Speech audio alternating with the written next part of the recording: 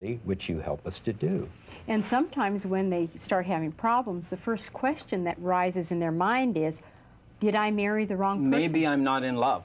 That is a very common question. One of the questions we're here to find out when they come to us. Sexual dysfunction, that's something that goes wrong. Maybe I'm not in the love. That's right.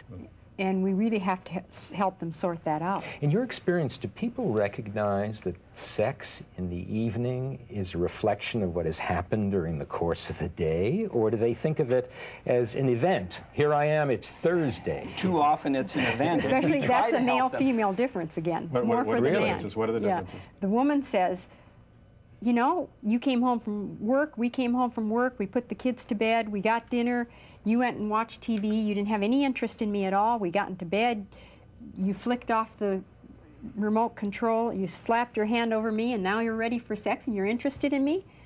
You know, what happened to the hour But that's before? a failure in communication and intimacy and so forth. Yes. I mean, that's a total breakdown of that. Yeah. But I would also, you know, question the extent to I don't know anybody who hasn't had that, by the way. well, it's endemic to our lives. Yes. And the way that we, you know, partition our time, and also the impact of children on one's. How do you stay connected? Yeah, exactly. But I was also wondering the extent to which that sex is, or love is necessary requirement for sex. Well, one of our problems is what sort of pleasure are we looking for? And sometimes we talk in terms of this mechanical pleasure, this wonderful tickling sensation, this orgasm. But of course, the ultimate pleasure is the pleasure of love. It's the pleasure of experiencing another human being and giving to that human being that which is you. And if we thought perhaps more in terms of that and less in terms of the mechanistic kind of pleasure, which is a part of the larger pleasure, we might do a lot better. So you're really talking about the sex beyond the orgasm, aren't you? I'm talking about sexuality, which is perhaps a little different. But I'd like to ask Vern, historically, sex and love, is this... Tell us about They're not very closely related, generally. And cross-culturally as well. Marriages were arranged. You might become love afterwards. They're arranged for various reasons. Romantic love is really an invention of, begins in the 14th and 15th century, but really doesn't become a major factor until the 19th and 20th. So love and sex are something we're trying to wed, which were once sort of separate. Originally, you got married because you're going to reproduce. And why I would argue reproductive we're role? not trying to wed it. I would argue that they are biologically and culturally together, and in previous ages, we did not recognize that. That's a good way of putting it. But what's the biological basis of love? Oh, you should read this. Well, you give me a soundbite. Well, I think love is an expression of harmony and symmetry and unity, which I think the human organism requires in order to fight off the sense of chaotic disaster and death that goes on within him, that he is somehow, on some level, whether consciously or not, aware of. I'd like to take this to another level in terms of sex and old age. Vern, you and I talked about it a little bit. It's a sensitive subject. You know, people can't imagine their parents having sex, or certainly not their grandparents. Give us your take. I hope it's a fallacy we reach our sexual prime at 19.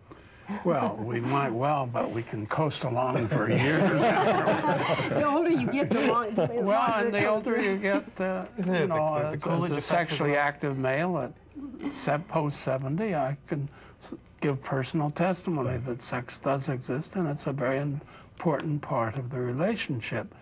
But it again depends on communication, and I think the couples where it doesn't, where the wife says, "Thank God, I've passed the menopause and it's over," that's a real problem in a marriage. It's not a problem with sex.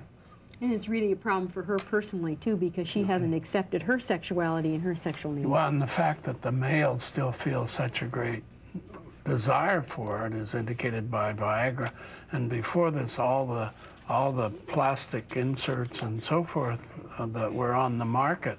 And I talked to a lot of couples when the wife says, he didn't ask me before he went and got that piece of plastic or insert. And she says, I didn't care about that. I like something else.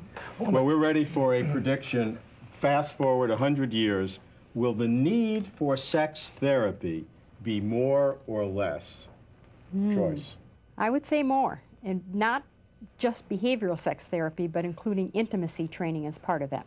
Well, Like rock and roll, sex therapy's here to stay. Vern. I don't think we should call it sex therapy. I think we should call it intimacy therapy.